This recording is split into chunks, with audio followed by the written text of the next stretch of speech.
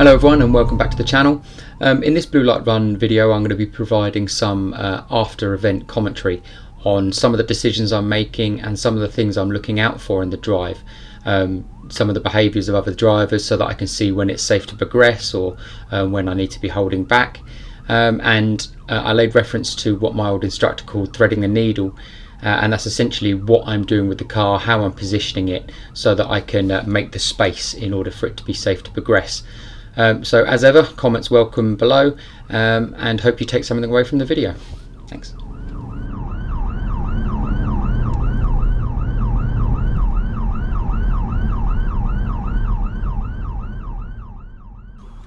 So on the approach to roundabout I can see that the exit is fairly full, but it's static, so I'm able to come round, one car coming on from the right. So I'm just going to hold off until I see positive deflection to the left, and there it is, and I can progress on round.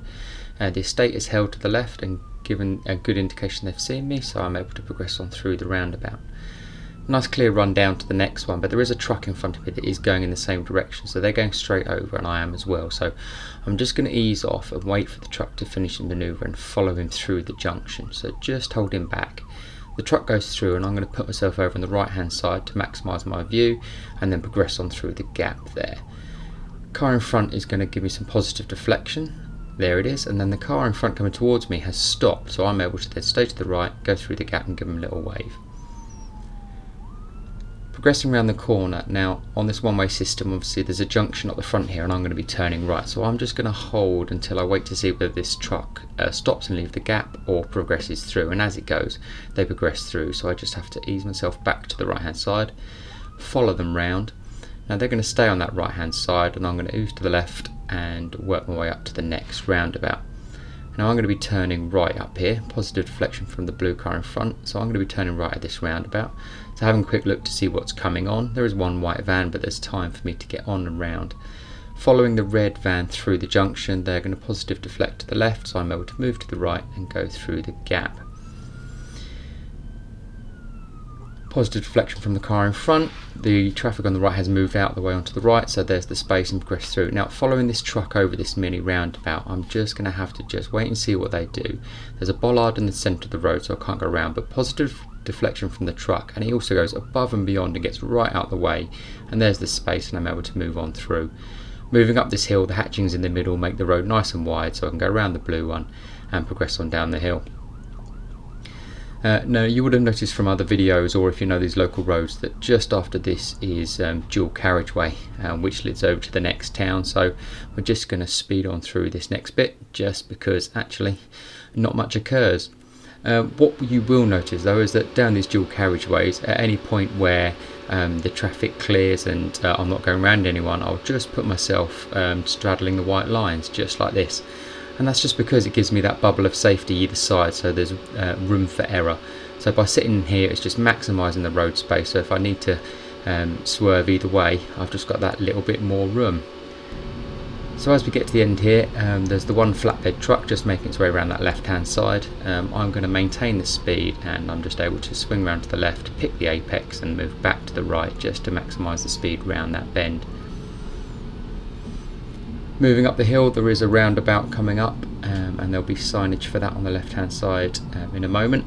It is dual carriageway, so it's 2 lanes in, 2 lanes out, so as long as the traffic stays clear in front of me I'm able to maintain the speed, stay on that right hand side all the way through to the roundabout and then beyond. The truck going onto the roundabout is slowing obviously and signals left as well and gets right out the way, so I'm able to just maximise the speed round the roundabout. Coming down the dual carriageway again, traffic is light at this point, but as we come down here there are red lights ahead and I can see they're red, so I'm just having a look and scanning ahead to see what's what with the traffic ahead. As you can see it's red and it's kind of busy on the junction, so off with the sirens and then wait and see and ease back. Now I am going to pause it at this point as well because as you can see the junction is really full, so where I'd normally sit in the middle and progress through that gap has already closed, so I'm going to just hold back and wait for the traffic to move through the junction and clear it. The blue car does fill that gap but the white van pulls away, so I'm able to move to the left, but he then slows down, so I then have to wait for another gap to open up before I can move through. A little bit clumsy but we got there in the end. So dual carriageway again, accelerate up down to what would be the next roundabout as well. Traffic is obviously very light at this point. The one truck in front of me has braked and slowed and stayed left, so I've got plenty of space on the right hand side, nice and easy through this roundabout. Again, dual carriageway, so nothing in front of me, able to progress down quickly.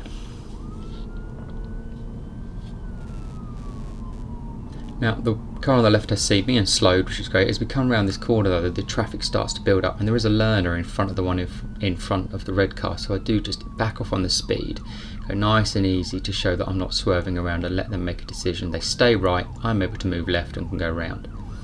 As we come down to the roundabout, I'm moving left. Now watch the Astra in front. The Astra actually picks up speed and does something really brilliant. Again, gets around the junction quickly, moves out of the way, there's the signal left, and moves and deflects brilliantly. Solid white line with hatchings, but the roadworks means I have to move into it and progress down.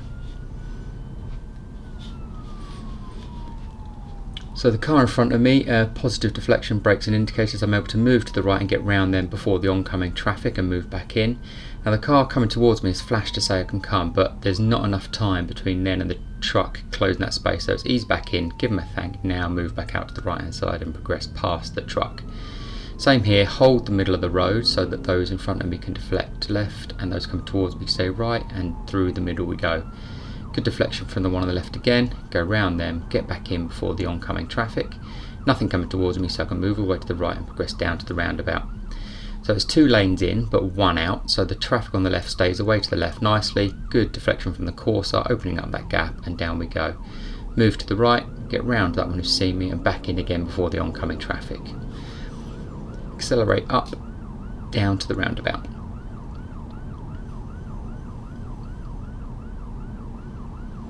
Nice and clear entrance into here, checking right just to see what's coming on. There is one car signalling right, but plenty of time to get on and round the junction before they got to the way. Accelerate through the junction and down.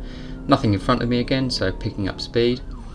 Car in front has deflected to the left, so I'm able to go round and get back across before the one who flashed me to come through. Now there is traffic in front of me, but there's 2 cars, so as I approach this one, the one in front slows and moves to the left, but I'm not confident yet that the second one has seen me until just then. Then I'm able to pull out and go around. Back in again before the one coming towards me.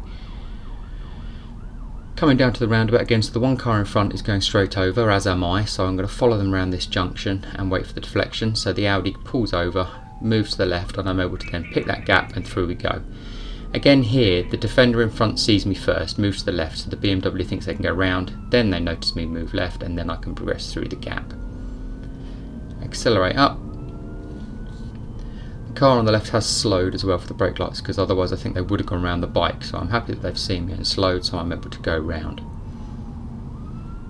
Traffic is light again, moving up to here, so there is traffic lights ahead, but they are green, so I'm able to stay in this dual carriageway, stay on the right and move on through.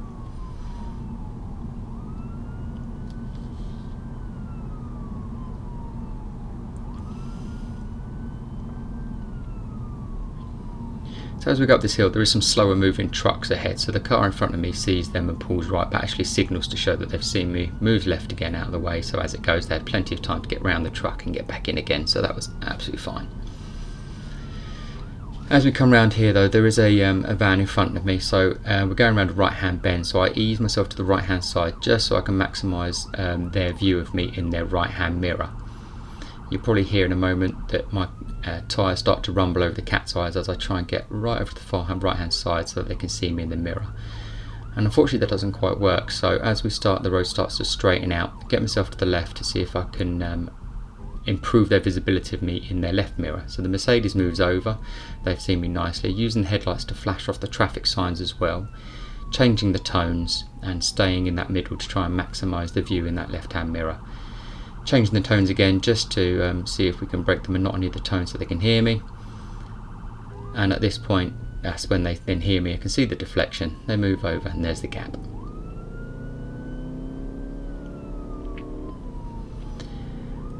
Coming down to the motorway, and I'm going to be turning left, so it's just picking a space, so it's easing down on the speed and matching the speed of those on the left hand side.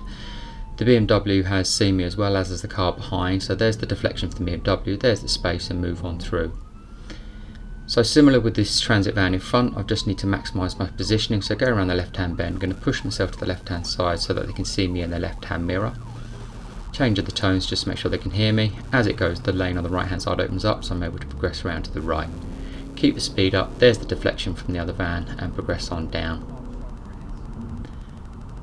Very heavy traffic on the motorway, no immediate access to it, so slow moving traffic, so stay on the hard shoulder for the time being. Now the thing with hard shoulders obviously is that you do have to be very careful with your speed. You can't go at the same speed as you would do in an open traffic. You have to kind of keep it around the 40-mile-an-hour mark. Once you start to get around 40 miles an hour, you really do need to be thinking about getting back out into traffic.